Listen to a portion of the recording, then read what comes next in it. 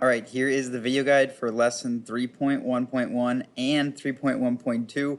This is a combined lesson because both of these lessons talk about the same thing, and I found a good combined lesson from another teacher actually, so I am going to combine these two lessons and turn them into one. This chapter introduces this idea of dilation. It's our fourth transformation.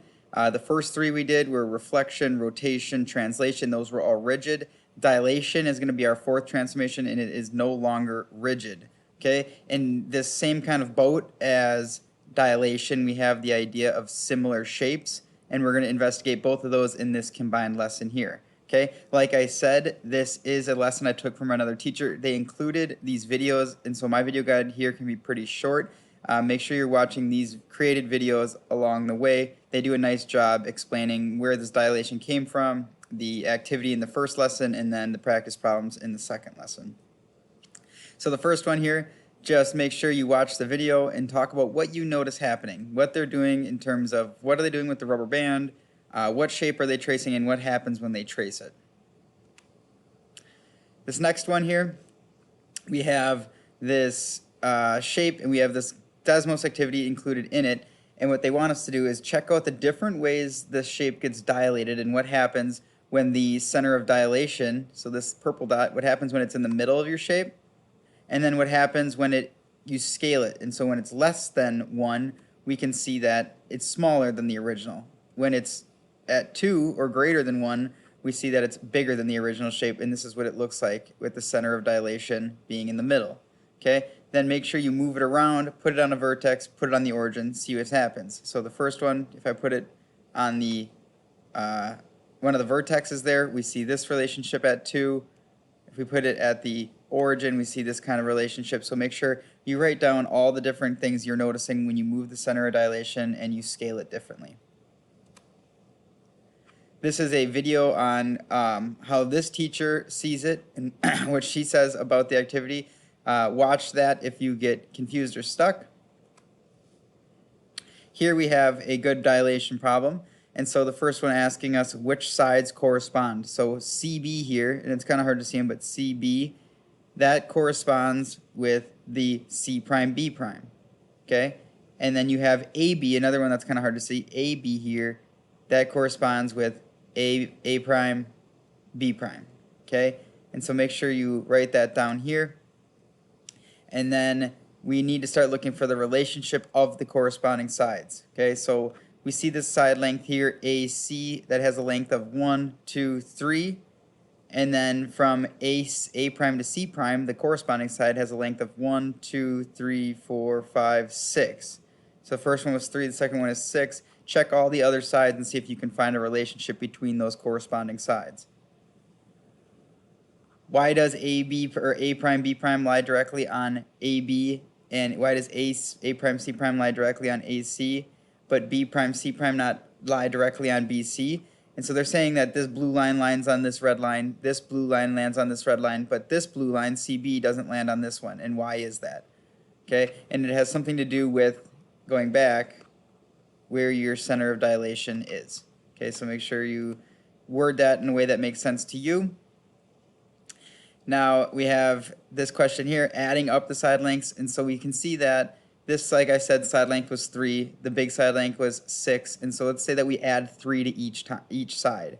Okay, adding 3 to this side works, but does it work for adding 3 to each side? Is that going to give me the correct dilation? And then you're going to test that and write down your answer. Here we have different triangles, and so you have, in a new triangle she created, A double prime, B double prime is 20 units long. So they're saying that she has some line that is, I don't know, long like this, where it's 20 units long. Okay? We need to figure out how much bigger that new shape is than our original. And so what we need to do, it's actually Pythagorean theorem. We have a side length of 3, a side length of 4. We need to find our original hypotenuse AB using the Pythagorean theorem. And then we got to say, okay, how many times bigger, what do we have to multiply that original hypotenuse by to get to 20? Because our new hypotenuse, A double prime, B double prime, is 20 units long. Okay? And so if we can figure out how long is our original, how much do we have to multiply it for, we can say how many times bigger does it have to be. This one here, again, I took this lesson from a different teacher, and so they talk about this notes packet. We don't have that, but maybe somewhere in our own notebook, or I know many of us have Google files open with notes in them. Make sure we just know these two definitions. Okay, one of our questions today, our Google question, is what does it mean for two shapes to be similar? And so just making sure we know these two things. What does it mean to be congruent? What does it mean to be similar? It's going to help us now, and it's going to help us later in this class.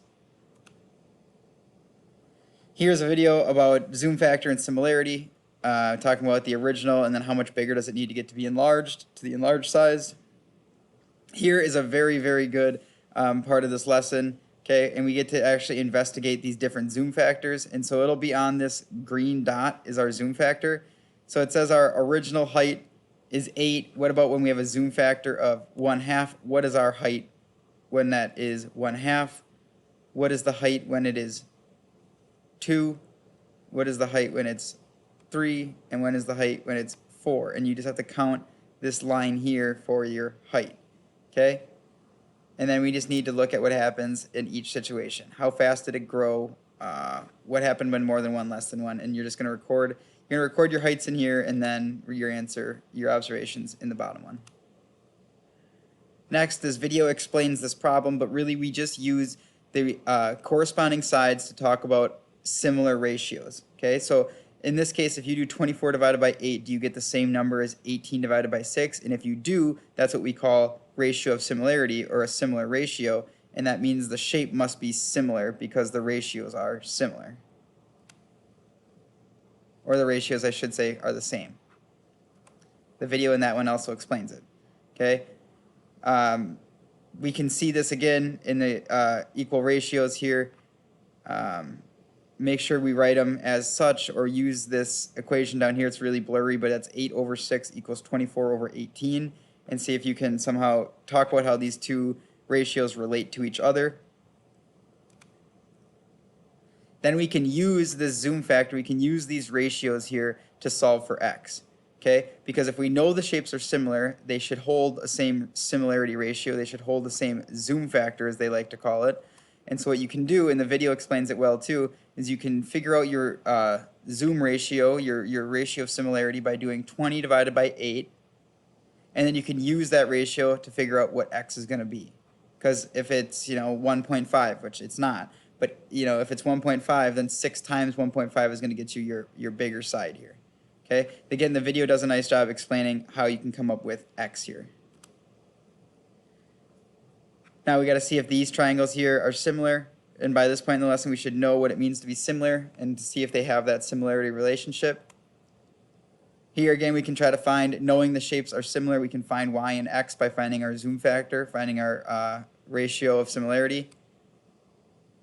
And then walkthroughs on our examples, thanks to the wonderful teacher that made this. And then lastly, just where are we at, how do we feel? Okay. Any questions working through the lesson, please let me know, please send me an email.